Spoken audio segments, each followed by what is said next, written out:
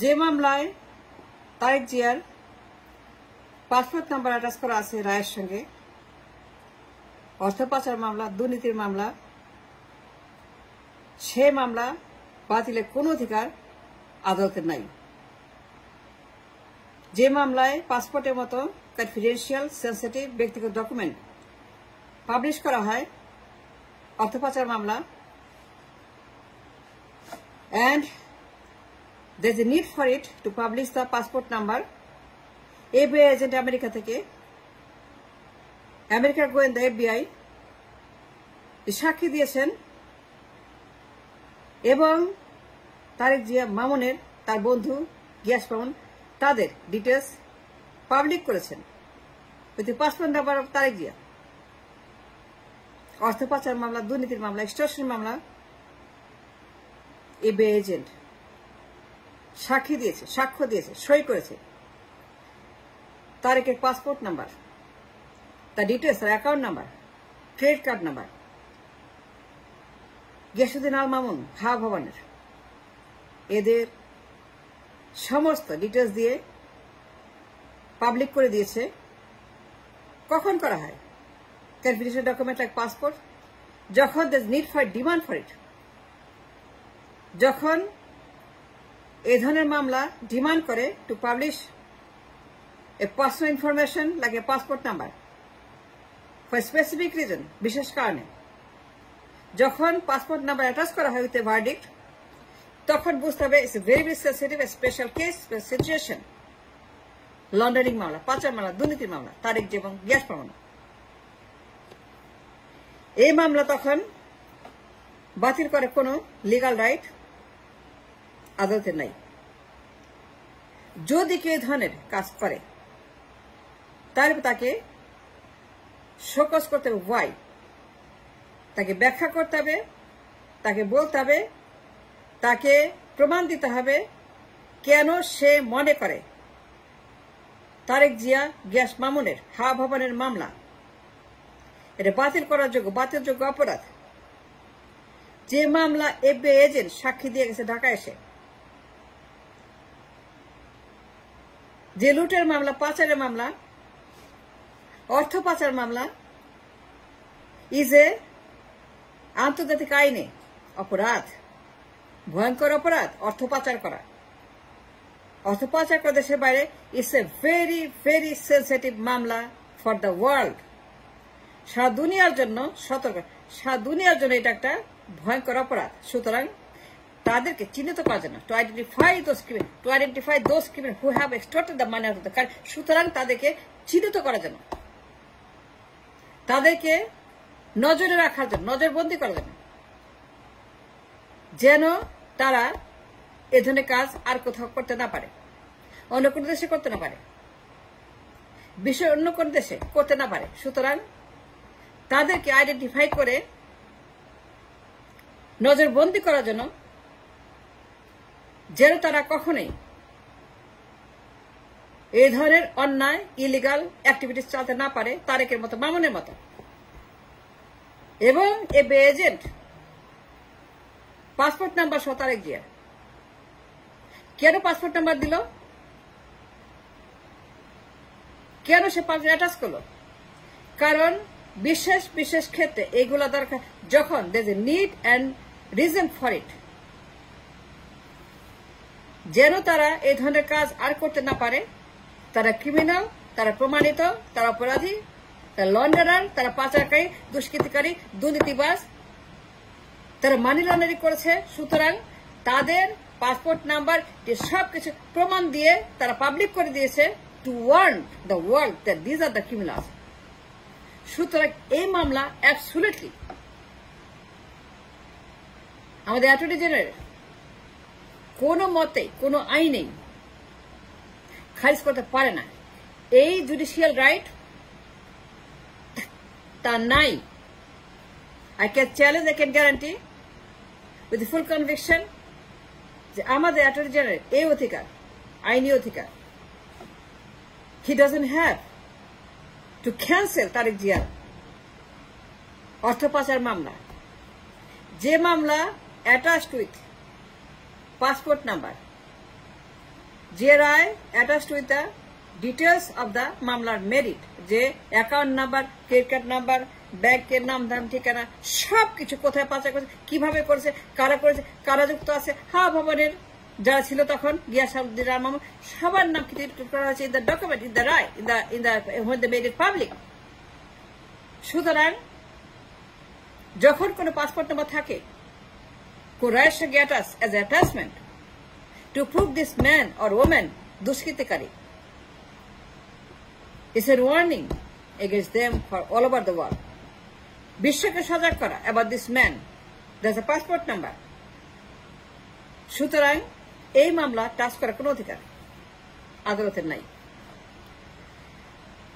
আমাদের attorney general যে কাজটি করেছে সন্দেহজনক, উদ্বেগজনক, এবং এই লোক বিএনপির দালাল, বিএনপির এজেন্ট।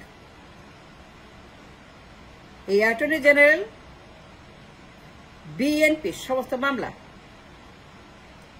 পাগলের মতো খারিজ করে দিচ্ছে। কথায় কথায় কথা নাই, বার্তা নাই, আইন নাই, কারণে সে খারিজ করছে বিএনপির সব মামলা। ডায়রিয়ার মতো, কলেরার মতো বিএনপির মামলা হলেই খারিজ, বিএনপির মামলা দেখলেই খারিজ। এই লোক সে বিএনপির এজেন্ট, অ্যাটর্নি জেনারেল ঘুষখোর, সে ঘুষ খেয়েছে, সে বিএনপির দালালি করছে। তাই যদি না হবে তাহলে পরে কিভাবে পাইকারি হারে কলেরার মতো, ডায়রিয়ার মতো, পাতলা পায়খানার মতো বিএনপির মামলাগুলা খারিজ হয়ে যাচ্ছে কথায় কথায়, কোন রকম অ্যাকাউন্টেবিলিটি ছাড়া, কোন লিগাল প্রসিডিং ছাড়া। যে মামলা রায় বিয়ন্ড ডাউট প্রমাণ করে গেছে এ agent federal bureau of investigation from USA, America থেকে এসে ইন পার্সন ফিজিক্যালি হাজির হয়ে আদালতে সে সাক্ষী দিয়ে এবং সই করে গেছে, এবং অর্থ পাচার মামলার যে কিনা আসামি তারেক জিয়া, গিয়াসউদ্দিন আল মামুন 2001 সাল থেকে 6 সাল, 6 বছরে যে দুর্নীতি করেছে এই সমস্ত ভবনের দুষ্কৃতিকারীরা, গুন্ডাগুলা, দানবগুলা, সন্ত্রাসীগুলা, তাদের সম্পর্কে এ এজেন্ট পাসপোর্ট নাম্বার সহ account number, credit card number, ব্যাংকের নাম, ধাম, ঠিকানা, city bank in Singapore city ব্যাংকে ট্রানজাকশন হয়েছে। তারেক জিয়া, গিয়াস মামুন তারা পাচার করেছে, তারা চুরি করেছে। সুতরাং এই মামলা খারিজ করার আগে সবার আগে তাকে শোকজ করে বলতে হবে কেন এই মামলা সে খারিজ করল। এই মামলায়, অর্থ পাচার মামলায়, যে মামলায় জড়িত গিয়াসউদ্দিন আল মামুন, তারেক জিয়া, যে মামলা তাদের নাম প্রমাণ করেছে বিএনপি একজন FBI agent from America, say physically হাজির সাক্ষী দিয়ে গেছে, বলেছে ইট ইজ ট্রু, সই করেছে, তদন্ত রিপোর্ট দিয়েছে, পাসপোর্ট নাম্বার দিয়েছে, অ্যাকাউন্ট নাম্বার দিয়েছে, ক্রেডিট কার্ড নাম্বার দিয়েছে, ব্যাংকের নাম দিয়েছে, সব সহ details. Tarek Zia, Khaleda Zia, Zia Rahman, credit card number, ব্যাংকের নাম, দাম, ঠিকানা, পাসপোর্ট নাম্বার সহ পাবলিক করে দিয়েছে, ফাঁস করে দিয়েছে। কখন মানুষ পাসপোর্ট নাম্বার দেয়? যখন situation demands for it. Money laundering মামলা is a very very important আন্তর্জাতিক আইনে যা ভয়ঙ্কর অপরাধ, সেই জন্য তারেকের পাসপোর্ট নাম্বার এই এজেন্ট পাবলিশ করেছে এবং সেটা অন রেকর্ড এখনো পাবলিক আছে। It is still a public information. এই মামলা কোন ক্রমে টাচ করতে পারে না আমাদের অ্যাটর্নি জেনারেল সাহেব। সুতরাং এই লোককে তদন্ত করা হোক, শোকজ করা হোক ইমিডিয়েটলি। আমি সরকারকে বলবো এই লোককে অনতিবিলম্বে শোকজ করে জানতে চাহ কেন সেদিন রাত বিএনপি মামলা খারিজ করছে, সকাল থেকে সন্ধ্যা পর্যন্ত বিএনপি মামলা হলেই খারিজ। বিএনপি মামলা মানে খারিজ, সব মামলা খারিজ, তারেকের সব মামলা খারিজ, বেগম জিয়া মামলা খারিজ, বিএনপির নেতাকে মামলা খারিজ। কি হচ্ছে এসব? কি হচ্ছে এসব দেশে? এসব অনাচার, জুডিশিয়াল অ্যাটাক, আদালতের উপরে আক্রমণ, মাপ, আদালতের উপরে অ্যাটর্নি জেনারেল, কি হচ্ছে এসব? এই লোক দিন রাত বিএনপি মামলা খারিজ করছে, তারেকের সব মামলা খারিজ, বিএনপি থেকে সব মামলা খারিজ, খালি খারিজ আর খারিজ আর খারিজ আর খারিজ আর খারিজ। And what's going on? আমি একটা মামলার কথা বলতে পারি যেটা বাতিল অযোগ্য, এই তারেক জিয়ার গ্যাস মামলের যৌথ মামলা, কল মাননীয় মামলা। এই মামলায়